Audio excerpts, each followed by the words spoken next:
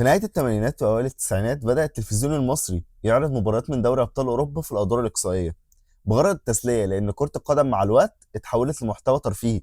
90 دقيقة بيغيروا مزاج الواحد للأحسن، عبارة عن فيلم في السينما بس لايف. ومع تزامن وجود مصر في كأس عالم 90 ده عطى فرصة للناس تشوف لعيبة كورة بكواليتي وتأسيس مختلف، منهم ناس اتعلقت بإيطاليا وهولندا، والناس دي أغلبها حب الميلان بسبب فان باستن اللي لعب ضد مصر في كأس عالم 90. على فكرة مع دخول الدش بدأت الناس تشوف الدوريات الإيطالي والأسباني والإنجليزي، كل ده كان من باب المتعة والترفيه مش التشجيع. بس بالوقت في ناس فعلا بدأت تنتمي وتحب الأندية دي بسبب الكرة اللي بيقدموها او لعيب خطير عينك تتبسط وانت بتشوفه. كل ده تمام لحد ما ظهرت السوشيال ميديا والموضوع اتقلب لحرب حرفيا، وفي ناس بتخسر بعض وناس بتشتم في بعض. وده اللي احنا هنتكلم عنه النهارده، التعصب الاوروبي. قبل ما نبدا ما تنساش تعمل لايك تعمل سبسكرايب، ويلا بينا نخش في الموضوع. للاسف بعد حادثه بورسعيد في جيل كامل اتقفل من الكوره في مصر بمشاكلها، المرحله اللي الجيل ده عاشها من بعد 25 يناير والحادثه بتاعت بورسعيد.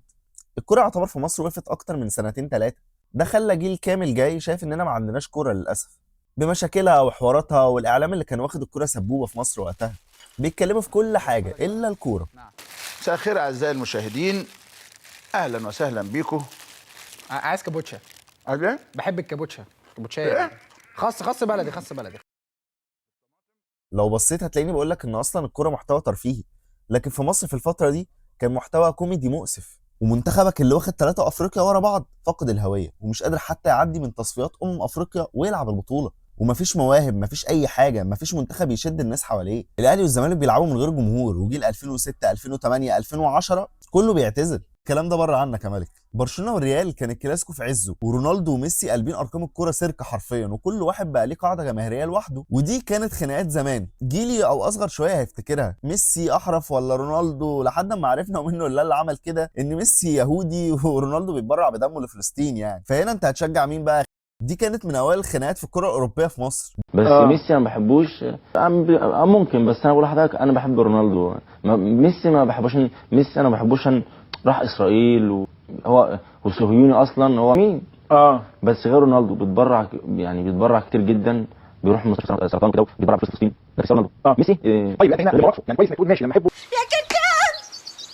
بيعدي بينا الوقت شويه وبنشوف لعيب مصري واتنين منهم صلاح في تشيلسي ورحلته لروما والنني الارسنال، وبنبدا نتفرج عليهم عشان احنا بنحبهم وولاد بلدنا وكده، وبنتابع اخبارهم على السوشيال ميديا. ثواني كده، السوشيال ميديا في فئه ظهرت في السوشيال ميديا على تويتر وعلى فيسبوك الاخبار بقى كل العالم دي، ريال تلاقي، برشلونه تلاقي، ارسنال تلاقي، الليفر تلاقي، مواليد حواري ميلان تلاقي، ناس ما وراهاش غير النادي الفلاني والصفحات اللي بتشتم اللعيبه والاداره. هنهزر ولا احنا ارمي يعني؟ وكلنا عارفين ان سهل نضحك على كام عيل صغير ببوست ولا اتنين. ناس اوقات ما وراهاش حاجه غير الكوره والفريق او اللاعب الفلاني، اللي ما يعرفش انك عايش اساسا. في 2018 فريق ليفربول بيلعب ريال مدريد في نهائي دوري ابطال اوروبا، وباين كده من اول الماتش ان ليفربول واقف على رجله وند بند مع ريال مدريد بطل النسختين اللي فاتوا. وبتيجي الدقيقه 25 وراموس مدافع ريال مدريد بيعمل تدخل غشيم بيصيب بيه محمد صلاح، بيتسبب في خروج صلاح بسبب اصابه في كتفه، وبيفقد ليفربول نجم الموسم في اللحظه دي. والمباراه بعدها بتتقلب وبيفوز ريال مدريد باللقب الثالث على التوالي. فكك من انه تدخل قوي، كده كده الكوره مليانه تدخلات قويه، لكن اللي حصل بعد الماتش من فيها بتشتم في صلاح وانه مجرد لعيب في الفريق الخصم ومبسوطين فيه، دي اللي حاجه وحشه فعلا. واصابه كانت ممكن تحرمه انه يلعب كاس عالم، وده كان حلمه هو وجيله، وكان يعتبر حلمنا. محدش هينسى اصلا صعود مصر في كاس العالم في مباراه الكونغو. وبعد الماتش بيحصل حاجات غريبه، وفي ناس بتنزل بوستات بتقول على صلاح كتفه، ويعني انا مش فاهم.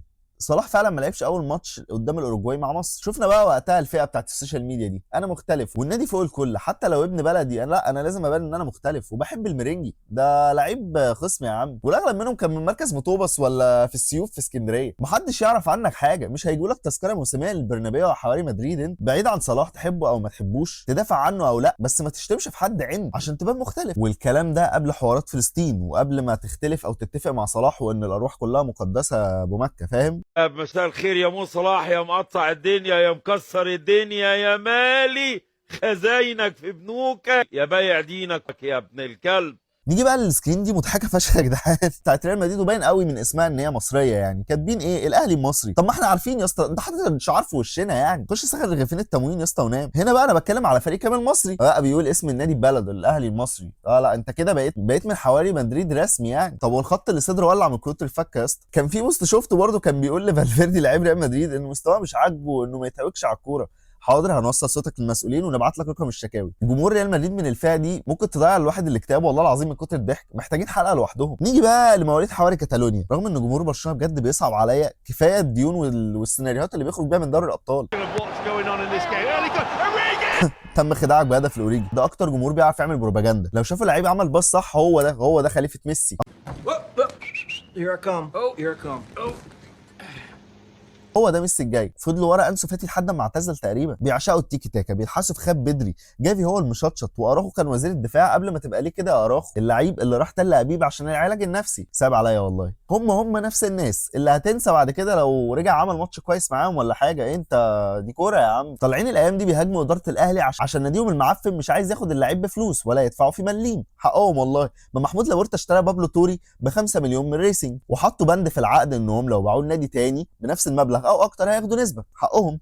قام جاي برشلونه بايعوا المايوركا ب 4 مليون و950 الف عشان الشرط يبوظ ومايوركا ما ياخدش مليم. دي والله يا لابورتا ما تحاولش يا خطيب. حبايبنا بقى بتوع ميسي ورونالدو دول بقى قصه. بيتابعوا رونالدو لو دخل يشخ امتى وفين والساعه كام، وميسي احسن ولا رونالدو. ما تستمتعوا يا جدعان بالاثنين. واقول لك على حاجه، لو لقيت صاحبك بيقول لك الساعه 2 بالليل ونازل يتفرج على ماتش على القهوه، اعرف ان ميسي هيلعب واعمل له بلوك ونام. ده بغض النظر ان انا كنت شبهه كده وقاعد مستني ماتشات الاهلي من كام شهر الساعه 4 الفجر، يعني عادي الحال من بعض يا رجاله والله. ما نقدرش ننكر ان الكوره قلبت مخدرات رخيصه ومنتشره وبنحبها بمشاكلها ومتعتنا. ومين فينا ما كانش نفسه يكون لاعب كوره؟ انا واحد كان نفسي ابقى لعيب كوره. بس مع الوقت لازم نركز في حياتنا وشغلنا، ما نقلبش نقاشات الكوره لساحه حرب وكل واحد عايز وجهه نظره هي اللي تكسب. ده هم 90 دقيقه يا جماعه اللي بنشوفهم بنفضل ايام وايام بنتكلم عنهم. اللعيبه بتبقى عايشه حياتها وخلاص. هم خدوا الفلوس ولعبوا الماتش وانتهى. الماتش بالنسبه لهم انتهى. كسبوا خسروا انتهى. خدوا بطوله ما خدوش بطوله الماتش انتهى. اللي بيتحرق دمه هو اللي بيشجع. اللي بيفضل قاعد زعلان وقاعد مخنوق هو المشجع مش اللعيب. اللعيب كده كده عنده غير الفريند، يا بياكل احسن اكل، بيشرب احسن اكل، بيركب احسن عربيه. وانا حبيت من الفيديو ده بس اوصل انها لعبه مش اكتر. ما تستحقش كل اللي بيحصل ده، وناس تشتم وناس يتخاط في عرضها سواء محلي او كره اوروبيه. الكلام على الاثنين. ومع احترامي للناس دي، لا انت محتاج تتعالج. انا هنا بتكلم مش على الشخص اللي بيشجع كوره، انا بتكلم على الشخص اللي بيخوض في عرض حد عشان بس مجرد فريق ولا عشان لعيب. لا انت محتاج تتعالج بجد. وبتمنى الناس تكون كلامي خفيف عليهم. المواهب في الكوره عموما قلت وما بقتش ممتعه زي قبل كده، فنخف تعصب والله ما تستحق حاجه. وبس دمتم سالمين.